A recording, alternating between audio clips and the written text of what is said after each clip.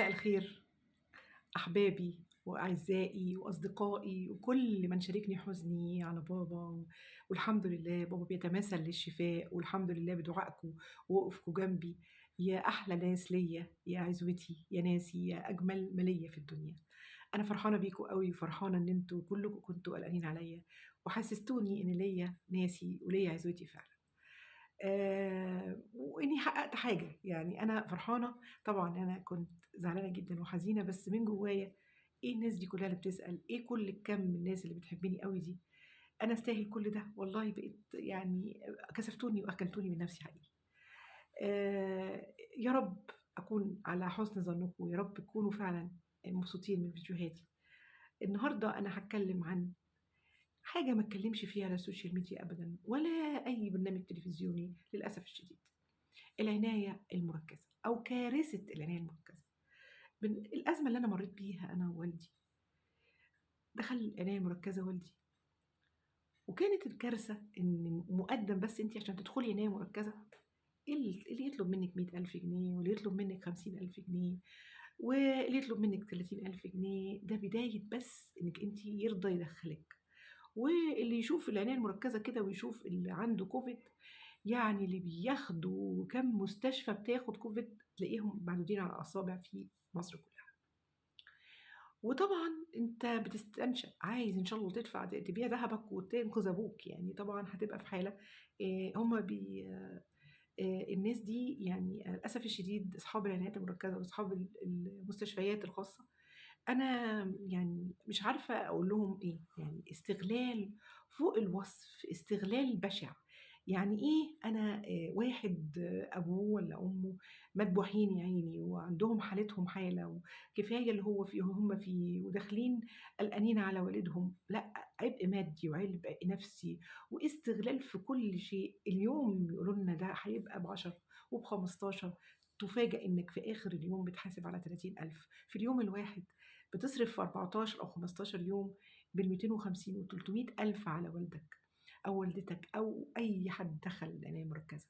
فطبعًا شيء يعني في ذهول، يعني أنت بتحس، وبعدين أنت مش قادر تقول لأ، هم بيغصبوك، لإن أنت لو قُلت لأ باباك هيموت، فأنت مُقيّد خلاص، أنت يعني هم عارفين كويس أوي هم بيعملوا إيه.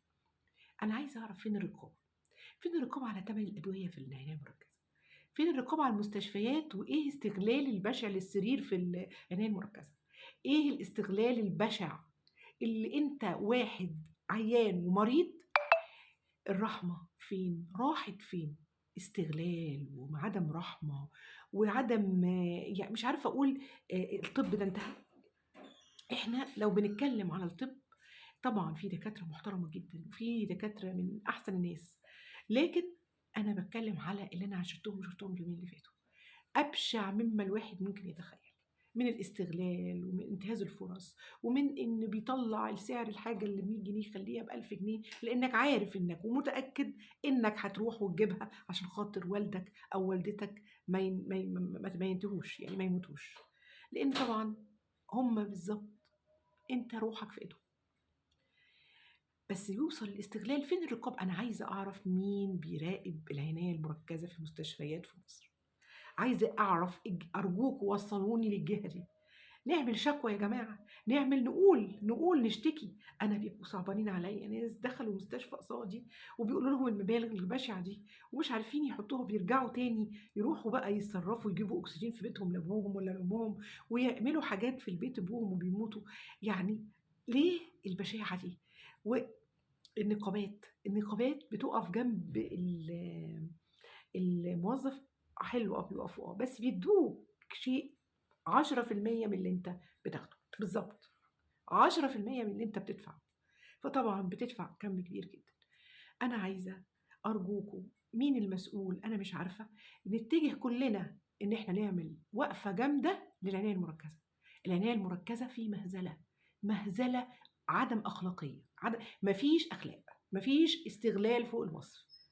اليوم بكذا لازم تدفعه، السرير بكذا، الأكسجين بكذا، الجهاز اللي أنت هتحطه مش عارفة إيه بكذا. اللي بيقولوا لك عليه أنت داخل عليه ب10 و15,000 في اليوم، دول كدابين، بيسحبوك لحد ما تبقى 30 و40,000 جنيه في اليوم. وأنا عندي التقارير لكده وعندي الإثباتات لكده، لو حد كدبني أنا هاقول له تعالَ وشوف اللي اتعمل فيّا واتعمل في غيري.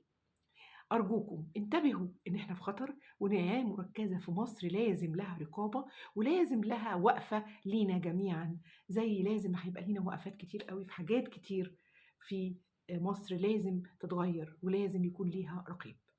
والسلام عليكم. شكرًا.